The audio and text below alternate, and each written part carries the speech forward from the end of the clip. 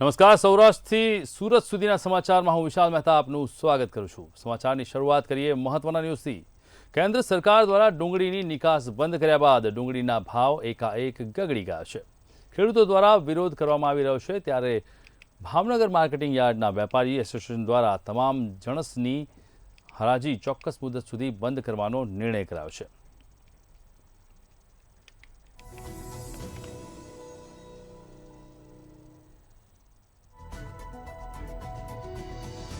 ડુંગળીના ભાવ જે રીતે નિકાસ બંધ થતાં ઘટી ગયા છે, તેને લઈને ડુંગળીના ભાવને લઈ અત્યારે હાલમાં તમામ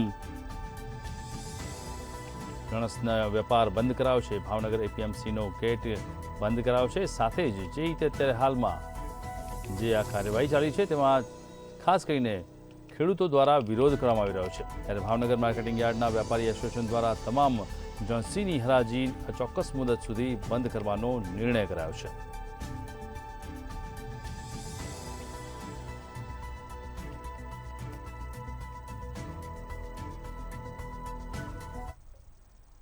मार बाद खेडूतोने फरी एक वखत निकासनो मार लाग्यो छे, जेथी करीने खेडूतोनी जे डुंगળી છે તે હવે ખેડૂતોને જરડાવી રહી છે।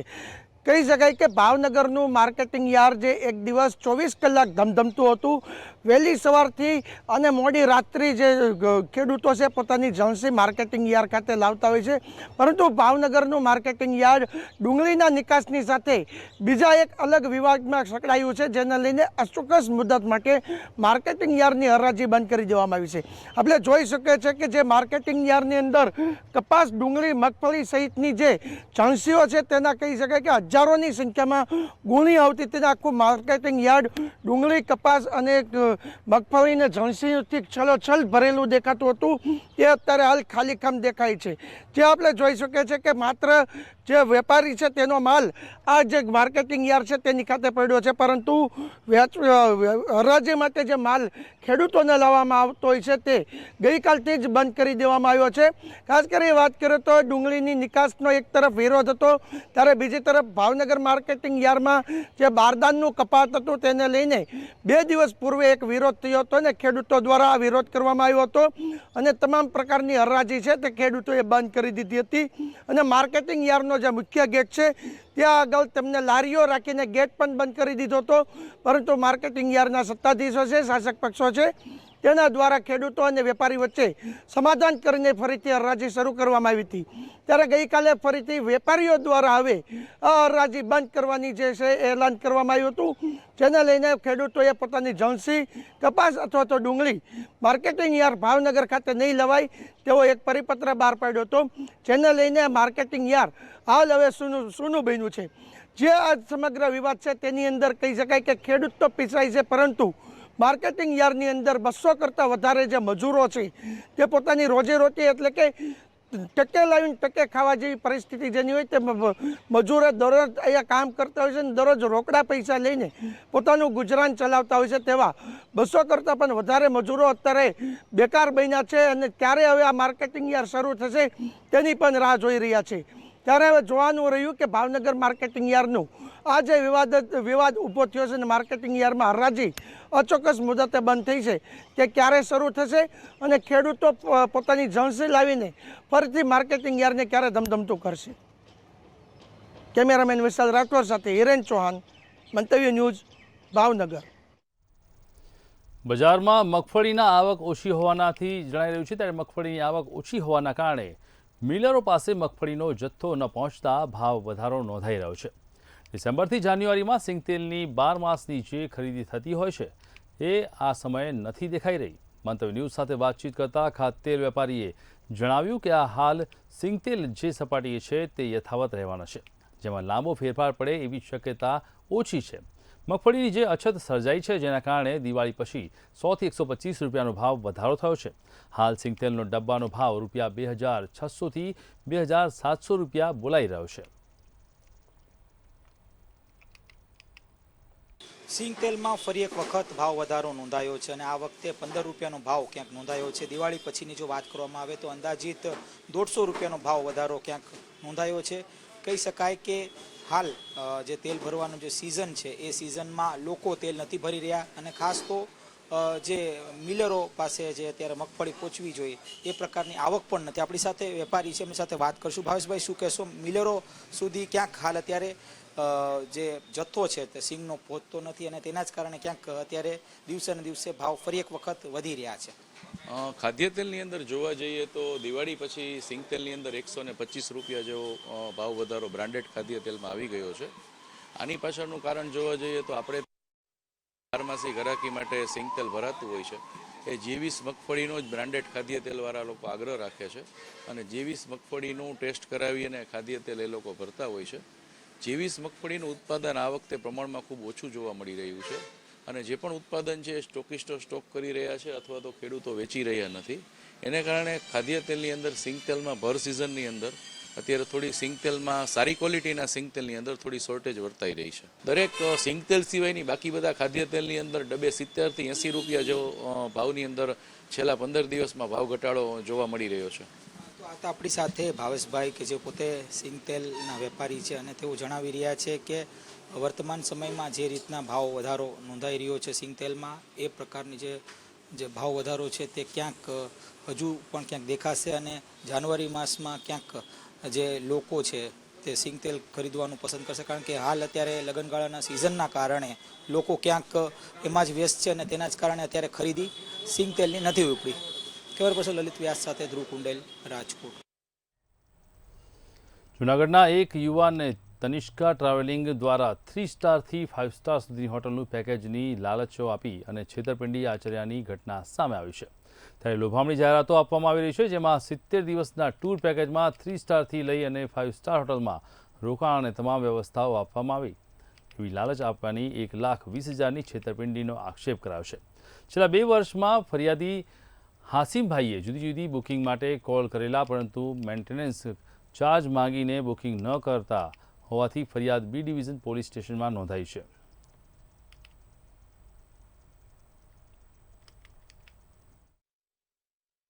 જેમાં તનિષ્કા વેકેશન ક્લબ કરીને જે સુરતની જે મતલબ કંપની છે, આમને વેકેશન ક્લબના નામે છે એ આ હાસિમભાઈ છે તેમને લોભામણી જાહેરાત આપેલી કે તમને બહાર મતલબ લઈ જશે અને એમના જે કાંઈ મતલબ જે વેકેશન દરમિયાનનું જે પેકેજ છે એમનો ખર્ચ છે આ કંપની ભોગવશે. તો આવું કરીને તેમની પાસેથી છે 1,20,000 રૂપિયા લઈ લીધેલા. ત્યારબાદ તેમને ફરિયાદીએ અવારનવાર તેમનો કોન્ટેક્ટ કરતા અમને છે એમને ફોન ઉઠાવેલા નહીં અને તેમની સાથે છેતરપિંડી કરેલી. તો આવા જે બનાવો છે હાલ વધી રહ્યા છે. એટલે આવા કંઈ પણ મતલબ ફરિયાદીની હકીકતને ધ્યાને લઈ હાલ ગુનો દાખલ કરવામાં આવે. આજથી 2 વર્ષ પહેલા તનિષ્કા ટ્રાવેલિંગ ક્લબ તરફથી મને ફોન આવેલો. એમાં એ લોકોએ કીધેલું કે અમને ફ્રીમાં ગિફ્ટ મળવાની છે, જે આવીને રિસીવ કરી જાઓ. જુનાગઢ ગીતા લોસ પાસે લોટસ હોટલની અંદર જ્યાં અમે ગયા, અમને ફ્રી ગિફ્ટ આપી. બીજી અમને તનિષ્કા ટ્રાવેલિંગ ક્લબની અંદર લોભામણી લાલચો બતાવી, પેમેન્ટ બતાવી 3 સ્ટાર 4 સ્ટાર 5 સ્ટાર હોટલની અંદર અમે બુકિંગ કરી આપશું 70 નાટ ને 70 દિવસનો ને 1,20,000 રૂપિયાની અંદર અમને આ લોકોએ પેકેજ બતાવી ને અમારી પાસેથી પૈસા લીધેલા છે. હવે જ્યારે અમે બુકિંગ કરાવવાનું કહીએ છીએ ત્યારે અમારી પાસે 10,500 રૂપિયા મેન્ટેનન્સ ચાર્જ માંગે છે, જે શરૂઆતમાં એ પ્રકારની કોઈ પણ વાત થયેલી. ને હવે જ્યારે જે કંપનીના માણસોને અમે ફોન કરીએ તો તમામે નોકરી મૂકી દીધી છે ને એ લોકો ના પાડે છે કે અમે હવે આ લોકોના કંઈ જવાબદાર નથી. પશુ નિયંત્રણ પોલિસી અંતર્ગત RMC દ્વારા 31 ડિસેમ્બરના બાદ જો કોઈ માલધારી પાસે મહાનગરપાલિકાના પરમિટ વગરના પશુ હશે તો પશુને મનપા દ્વારા પકડવાની કામગીરી કરવામાં આવવાની છે. ત્યારે રાજકોટના માલધારીઓએ ફરીથી પરમિટ કાઢવાનું રિમાઇન્ડર આપ્યું છે.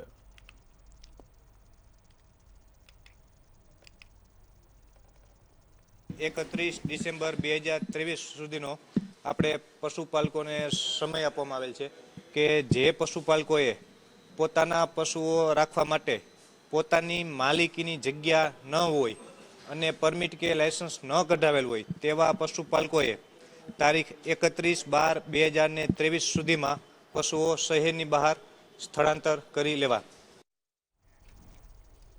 રાજકોટ નગરપાલિકા ખાતે માલધારી સમાજ અને ગૌ પ્રેમીઓએ વિરોધ નોંધાવ્યો હતો. RMCનું 31 ડિસેમ્બર સુધીના અલ્ટિમેટમને લઈને વિરોધ કરવામાં આવ્યો છે. જો કે કાર્યવાહી કરવા તે પહેલાં જ માલધારી સમાજ રોષે ભરાયો અને તેઓની સ્પષ્ટ માંગણી છે કે RMC પહેલાં વૈકલ્પિક વ્યવસ્થા ઊભી કરે, પછી કાર્યવાહી શરૂ કરે. આરએમસી તાનાશાહી કરી રહી છે, જે અયોગ્ય છે તેવા આક્ષેપો કરાઈ રહ્યા છે. વૈકલ્પિક વ્યવસ્થા બાદ જ સરકાર અલ્ટિમેટમ આપી શકે તેવું પણ કહેવામાં આવી રહ્યું છે. આ સાથે જ ઉગ્ર રજૂઆત કરવામાં આવી રહી છે.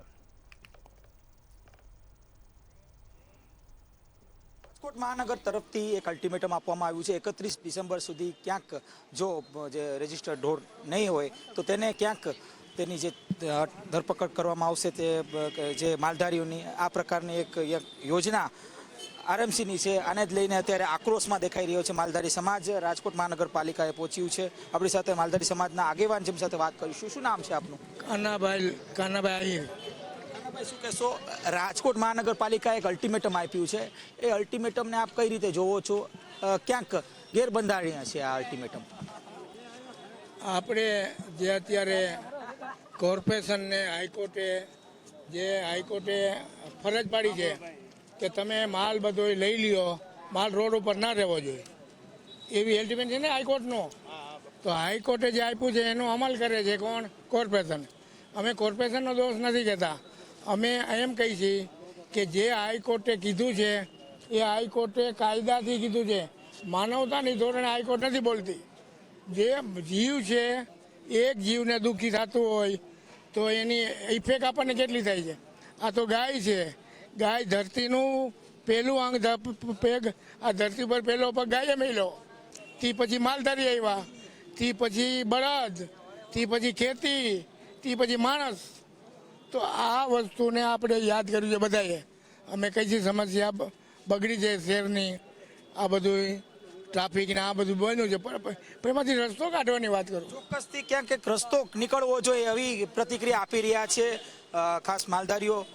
શું કહેશો, કઈ પ્રકારની ગોઠવણ હોવી જોઈએ? ક્યાંક સિસ્ટમ બદલવાની વાત છે, પણ હજુ સુધી ક્યાંક સિસ્ટમ નથી બદલી શકી તંત્ર.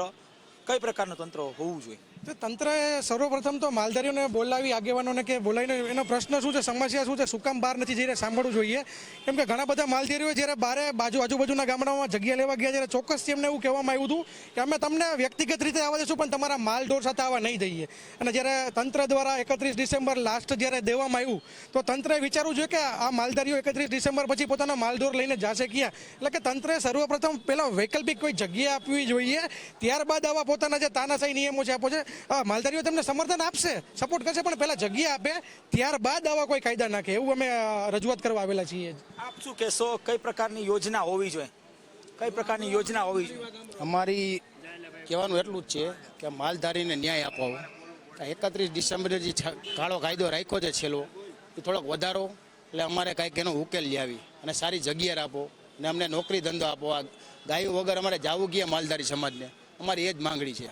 ખાસ તો જે રીતના માલધારી સમાજ હાલ અત્યારે આક્રોશમાં દેખાઈ રહ્યો છે અને આ આક્રોશ રાજકોટ મહાનગરપાલિકા સુધી પહોંચ્યો છે. કેમેરા પર્સન લલિત વ્યાસ સાથે ધ્રુવ કુંડેલ, રાજકોટ.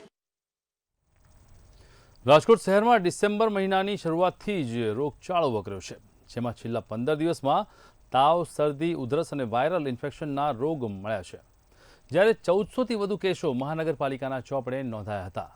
રાજકોટ મહાનગરપાલિકા આરોગ્ય અધિકારી ડોક્ટર જયેશ વાકાણીએ લોકોનો ગરમ ખોરાક, આરોગ્ય અને ગરમ વસ્ત્રો પહેરવાનો આગ્રહ કરવામાં આવ્યો છે, તેમજ કોવિડમાં જે પ્રકારે તકેદારી રાખવા તે રીતે માસ્ક લગાવીને ઘરની બહાર નીકળવાની અપીલ કરી છે. જે ખાસ કરીને શરદી ઉધરસ તાવ એટલે કે સિઝનલ ફ્લૂ અને વાયરલ ઇન્ફેક્શન છે એના કેસીસ છે. શરદી ઉધરસ, ગળામાં બળતરા, માથાનો દુખાવો, શરીરમાં કળતર, તોડ વગેરે જે છે એવા લક્ષણવાળા દર્દી છે એની સંખ્યામાં ઘણો બધો વધારે નોંધાયેલો છે. ખાસ કરીને શિયાળાના દિવસો ઉપરાંત સવારે અને રાત્રે છે તાપમાનનો પારો જે છે ગળગળતા અને ફોગના કારણે એલર્જીક શરદી ઉધરસ ઉપરાંત વાયરલ ઇન્ફેક્શન છે એના કારણે પણ શરદી ઉધરસના કેસીસ છે એમાં વધારો નોંધાયેલો છે. તો લોકોને ખાસ છે એ કોવિડ એપ્રોપ્રિએટ બિહેવિયર અનુસાર બની શકે તો માસ્કનો પ્રયોગ કરવો, વારંવાર હાથ ધોતા રહેવા, ઘરે બનાવેલો ખોરાક જ છે એ ખાવાનો આગ્રહ, બની શકે તો ગરમ ખોરાક જ લેવો, પડતર કે ઠંડો ખોરાક અથવા ઠંડા પીણાનું સેવન કરવું સહેજ પણ હિતાવહ નથી. સુરતના ઓલપાડના કમરોલી ગામે વિકસિત ભારત સંકલ્પ યાત્રા ભવ્ય સ્વાગત કરવામાં આવ્યું છે, જેમાં રાજ્ય કક્ષાના વન પર્યાવરણ રાજ્યમંત્રી મુકેશ પટેલે ઉપસ્થિત રહ્યા. ત્યારે આ સંકલ્પ યાત્રાના રથ દ્વારા સરકારની યોજનાઓને લાભ લેનારા લાભાર્થીઓના અનુભવો જણાવ્યા હતા અને લાભાર્થીઓને વિવિધ લાભો અર્પણ કરાયા હતા, જ્યારે ધારાસભ્ય, સાંસદ અને મંત્રીઓ રથ સાથે જોડાયા હતા. તેમજ લોકોને સરકારની યોજનાઓની માહિતી આપવામાં આવી હતી.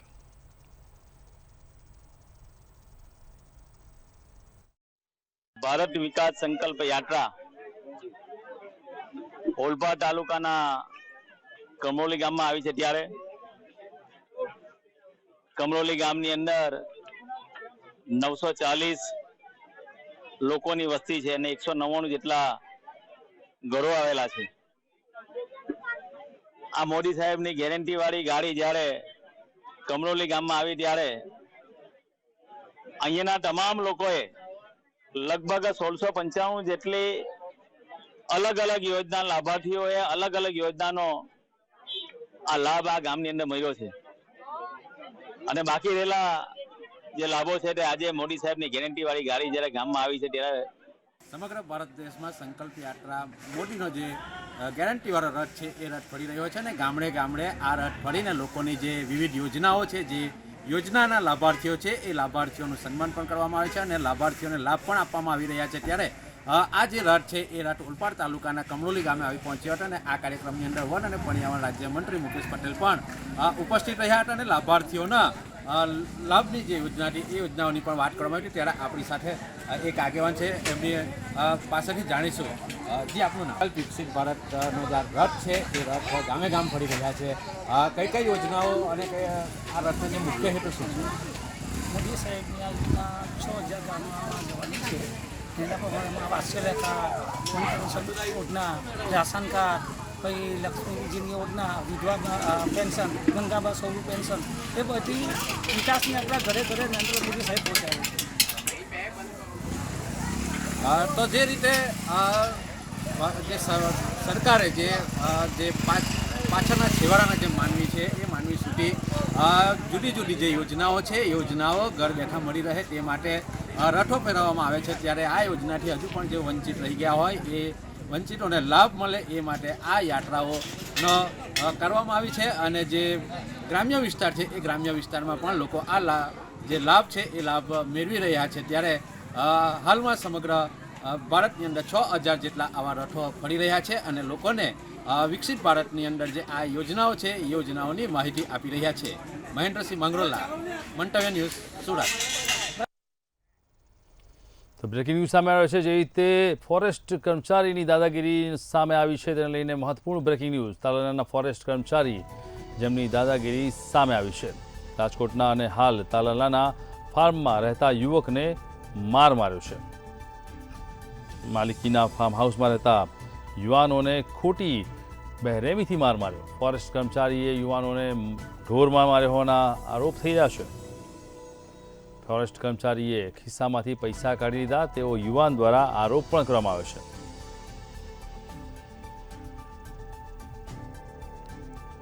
તાલાલા પોલીસ સ્ટેશનમાં 3 ફોરેસ્ટરો વિરુદ્ધ નોંધાઈ છે ફરિયાદ.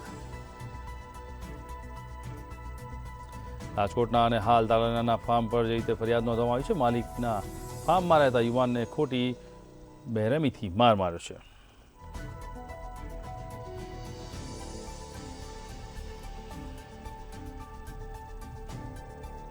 ફોરેસ્ટ કર્મચારીએ ખિસ્સામાંથી પૈસા કાઢી લીધા એવો યુવાન દ્વારા આરોપ કરવામાં આવ્યો છે.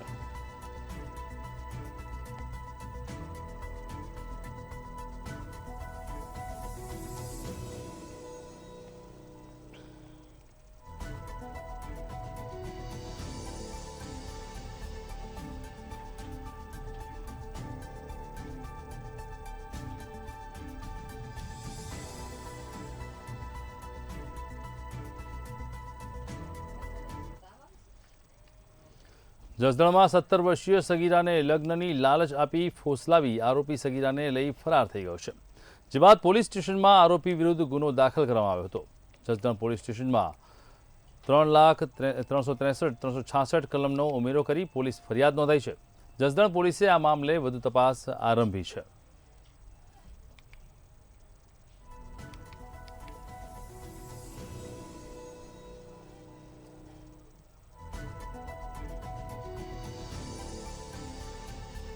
જસદણ વિછિયા પંથકમાં જે રીતે હાલમાં આરોપીને સામે 363,366ની ફરિયાદ નોંધાઈ છે.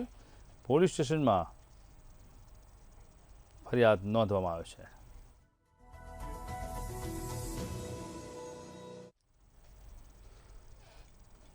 તો વાત કરીએ જસદણના વિછિયા પંથકમાં પીજીવીસીએલ દ્વારા દરોડા પાડવામાં આવ્યા છે. ખાસ કરીને પીજીવીસીએલના 40 જેટલી ટીમ વીજ ચેકિંગમાં ત્રાટકી હતી. જસદણ હાટકોટ સહિતના વિસ્તારો સહિત 27 જગ્યાએ વીજ ચોરી પકડાઈ છે.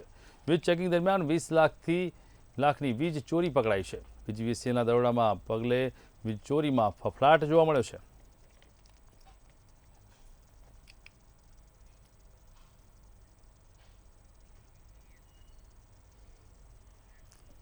તો ભાવનગર સિટી હોસ્પિટલ ખાતે આવેલું મુખ્ય બિલ્ડિંગ 3 વર્ષ પહેલાં જ્યારે જાહેર કરીને ખાલી કરી દેવામાં આવી હતી, પરંતુ આ બિલ્ડિંગને 3 વર્ષ થઈ ગયા છતાં હજી સુધી રિપેરિંગ કામ કે બિલ્ડિંગને નવી બનાવવાની કોઈ કામગીરી હાથ ધરાઈ નથી.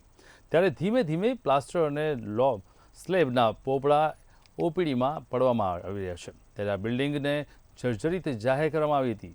તાત્કાલિક રેફર હોસ્પિટલની અંદર વાત કરાઈ છે, જેને લઈ 3 વર્ષ વીતી ગયા પછી પણ પીઆઈયુ વિભાગ દ્વારા કોઈ પણ કામગીરી કરવામાં ન આવતા વિરોધ પ્રદર્શિત કરવામાં આવ્યો છે.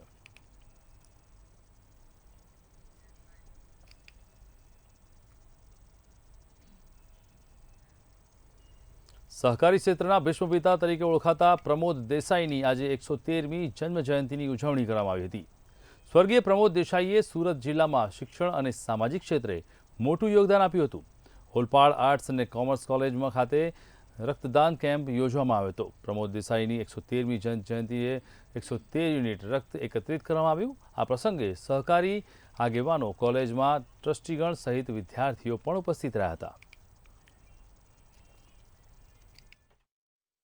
અમારી આજનો જે આ રક્તદાન શિબિર કાર્યક્રમ છે એ અમારા ટ્રસ્ટી અને આ સંસ્થાના મોભી એવા આદરણીય પ્રમોદભાઈ દેસાઈ સાહેબ કે જેઓની આજે 113મી જન્મજયંતિની અમે ઉજવણી કરી રહ્યા છીએ. સમગ્ર ઓલપાડ તાલુકો અને આખો જે કાંઠા વિસ્તાર છે એના વિદ્યાર્થીઓને ભણવાની વ્યવસ્થા પૂરી પાડવા માટે આઝાદી પછી તેમણે જુદી જુદી સંસ્થાઓ સ્થાપી, ગામડાઓમાં આશ્રમ શાળાઓ સ્થાપી. એ ઉપરાંત સહકારના ક્ષેત્રમાં પણ એમણે ખૂબ ઊંચું કામ કરી. સમાચારમાં અત્યારે આટલું જ. મહત્વના સમાચાર માટે જોતા રહો મંતવ્ય ન્યૂઝ અને આગળ જુઓ સીધો સંવાદ અમારા સહયોગી લખમા સાથે.